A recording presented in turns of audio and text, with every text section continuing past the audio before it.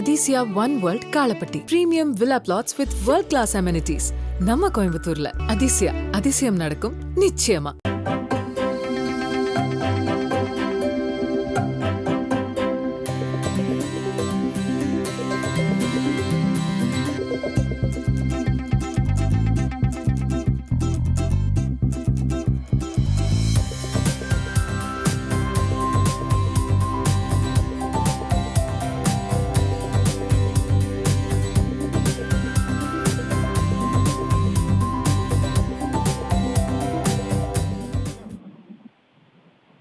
பிரதமர் மோடி அவர்கள் பெங்களூர்ல 3 வந்தே பாரத் ரயில்களை கொடியசைத்து தொடங்கி வைத்திருக்கிறார்.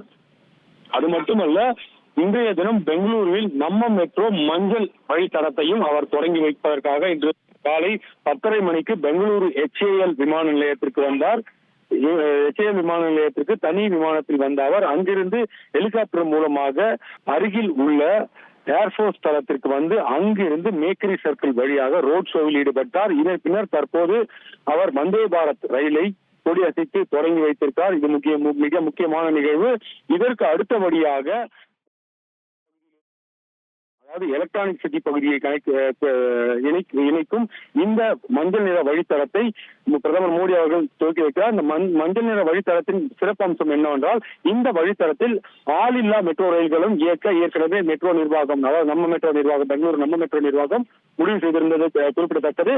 கிட்டத்தட்ட 8 ஆண்டுகளுக்கும் மேலாக இந்த வழித்தட பணிகள் நடைபெற்று வந்த நிலையில் தற்போது அது நிறைவடைந்து பிரதமர் மோடி அவர்கள் மக்களுக்கு அர்ப்பணித்திருக்கிறார். கிட்டத்தட்ட இந்த வழித்தடத்தில் 20 லட்சம் பேர் வரை பயணிக்கலாம். அதாவது ஏனென்றால் அவ்வளவு போக்குவரத்து நெரிசல் மிகுந்த பகுதி, பேருந்துகளிலேயே அதிக அளவிலான கூட்டம் இருக்கும். மெட்ரோ நிர்வாகம் தரப்பில் ஒரு நாளைக்கு அதிகபட்சமாக 20 லட்சம் பயணிகள் வரை பயணிப்பார்கள் என்று எதிர்பார்க்கப்பட்ட அந்த வழித்தடம் தற்போது பொதுமக்கள் சேவைக்காக பிரதமர் நரேந்திர மோடி அவர்களால் திறக்கப்பட இருக்கிறது. தற்போது வந்தே பாரத் ரயிலை தொடங்கி வைத்த அவர் அங்கிருந்து சவுத் எண்ட் சர்க்கிள் என்ற பகுதிக்கு செல்கிறார்.